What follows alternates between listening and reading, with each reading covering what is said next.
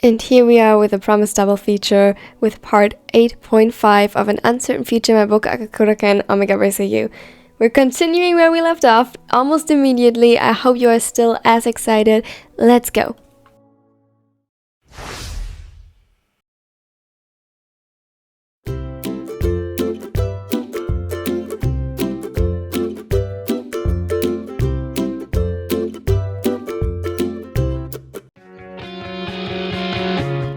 Have you ever had struggles finding good Haikyuu merch or anime merch in general? Because I for sure did. It can be hard. But this shop offers amazing merch. Like, I'm literally obsessed with the Haikyuu merch. They have the cutest hoodies ever. Now, if you want to get 10% off, click the link in the description. They offer me a collaboration, which is literally amazing. And you support my channel this way. So, win-win. Let's go.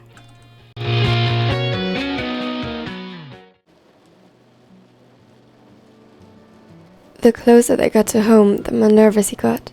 Anticipation mixed with the fear and guilt still eating him up from the inside. An open display of the anxiety he tried to shove down into the furthest, darkest corners of his mind.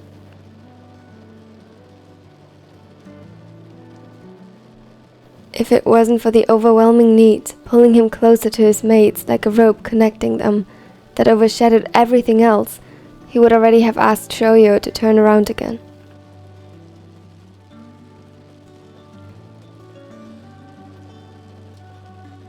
The closer they got, the more clearly he could feel their emotions pouring into him through their bond. It was a bit of a shock to him as he recognized them as a combination of panic and worry, with hints of strange guilt scattered throughout.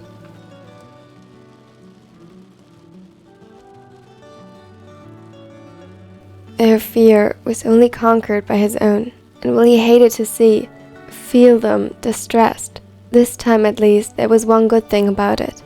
It solidified his decision to go home.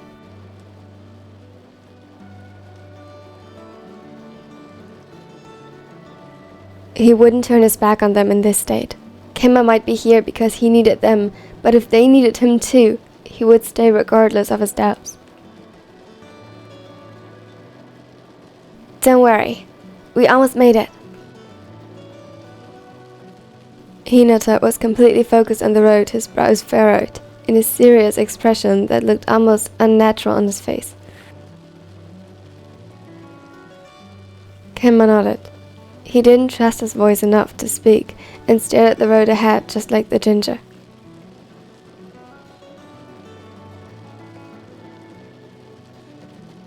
It was weird. After panicking for days, constantly stressing about their reaction, to feel his priorities shift the closer he got to what had frightened him the most. His instincts to care for his mates, slowly overshadowing the rest.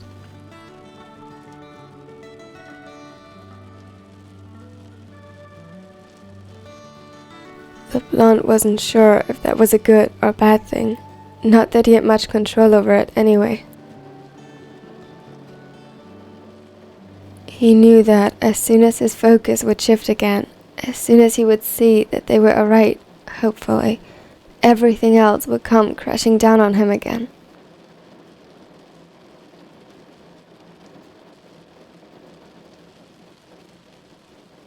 The question was if he could hold himself together enough to tell them, and if he did, if he would be able to handle their response.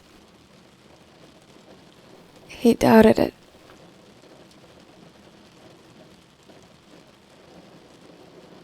His internal battle came to a sudden halt when Hinata stopped in front of his house. His home. He was frozen for a second until his body started moving on autopilot. A pair of sea green eyes set him into motion. Akashi wasn't looking at him. His eyes merely scanned the area in a haste as he proceeded to stumble to their car. Something wasn't right. What was going on? His feet carried him in the direction of his Omega as if he followed the invisible pull. Keiji?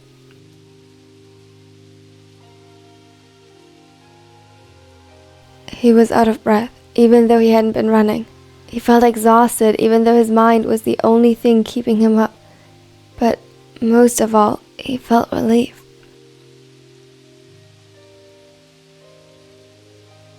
Not his own, not with everything that still led ahead of him. It was theirs. From the front door, he heard an audible gasp, and he didn't need to look around to know that his alpha stood in the doorframe right beside them. He could feel it. The relief was so strong it brought him to tears, and he wasn't alone. In a matter of seconds, arms wrapped around his waist and chest. The sense of his mates mixed and blended, engulfing him whole, while the sour distress slowly faded. Tears were shed, and broken, incoherent whispers found their way in between cuddles and soft kisses. And Kenma broke down. Everything he held back for so long, suddenly overwhelming. Every wall he built within his mind bursting wide open as his tears soaked into their clothes. It was too much, yet it felt so good.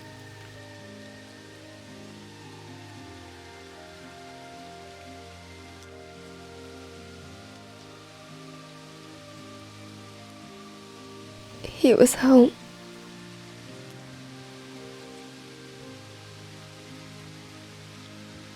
He didn't even have the mind to wonder what had them so worried that they were prepared to drop everything and leave in nothing but their pajamas, and at this point, he honestly didn't care. Not when he could feel that worry subsiding just by holding him and being held. He did what he had to do. He was there for his mates when they needed him, and now he desperately needed them. Tetsu, go. I'm sorry. His words were interrupted by hiccups. Kichi, so sorry. I messed up. I'm sorry, I messed up.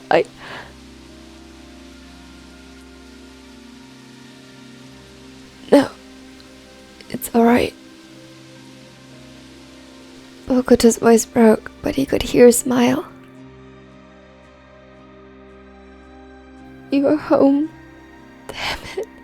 Kenma, you are home. That's all I wanted.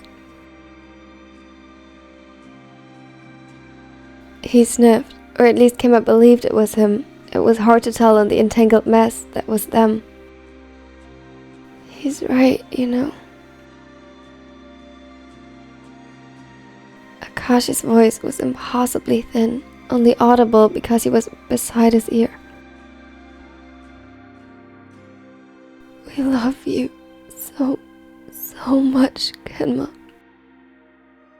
As much as he needed to hear the words, they stung. He was so afraid of losing them. He had to speak now before his voice would leave him.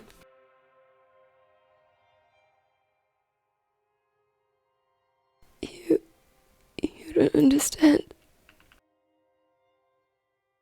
He gulped, forcing himself to speak, but faltered nonetheless. We do. Bokuto singed his hair while plastering it with kisses on the way.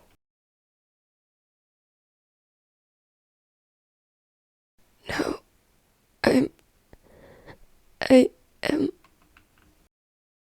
The words felt like lead on his tongue. He tried swallowing the lump in his throat, but it was impossible. We know, kitten. Go fund the test. Kura gently kissed the sandland on his neck, waiting patiently for any sign that it would get too much for the Omega, that he would push them away.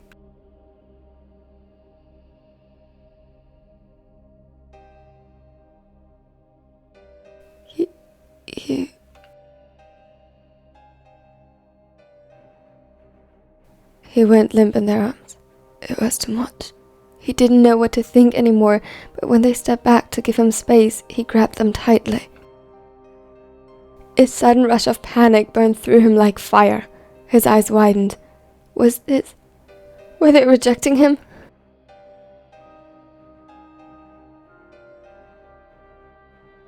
No, please, no. He wasn't ready for that. He thought he could mentally prepare himself, but he couldn't. He couldn't. Please. He begged them, but no words left his mouth. Kenma. A gentle touch on his forehead. Someone lifted him into their arms.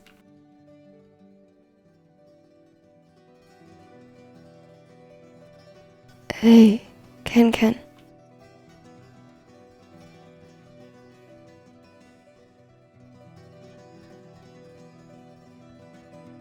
The worry returned to Bokuta's voice, and the smaller instinctively reached out to him, calming a little when a hand held his.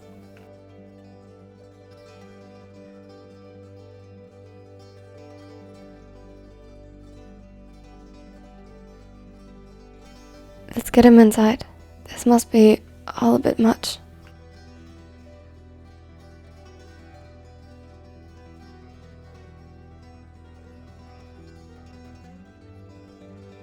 Their voices sounded far away as the exhaustion caught up to him.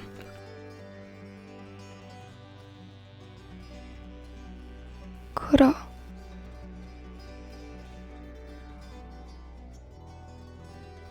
He blinked up at him tiredly.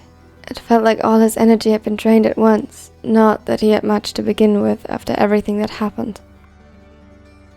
I'm here, kitten. We all are. We won't leave, so rest. It's okay.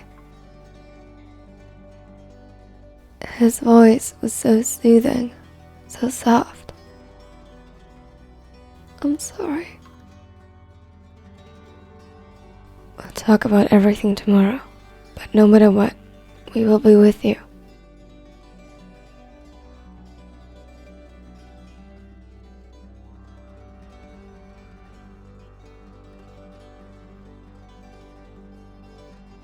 Thank you so much for watching to the end. If you liked it, please leave a like because it really would help me. And please subscribe so you won't miss out on anything in the future. I'm assuming you have watched the other parts before, so obviously you like my content, so subscribing would be logical, right? Can you imagine? The next episode of this is already going to be the season final. I'm super excited for it. Obviously, this story doesn't end there, but we'll get to that eventually. A special thanks to my nerdy neckos who continue to support this channel. You guys are amazing. Thank you so much. And if you also want to support the channel, either click the join button under this video or check out my other social media. Though, it would be even better if you check out the other videos in the end cut. I heard they're pretty cool. And now I hope you have a wonderful and amazing day. Bye! See you tomorrow! Step 2. Get some good, some food in you. Step 3, think real hard about what you want to be. Step 4, everybody just do your thing. Wake up, today's gonna be a good day. Wake up, today's gonna be a good day.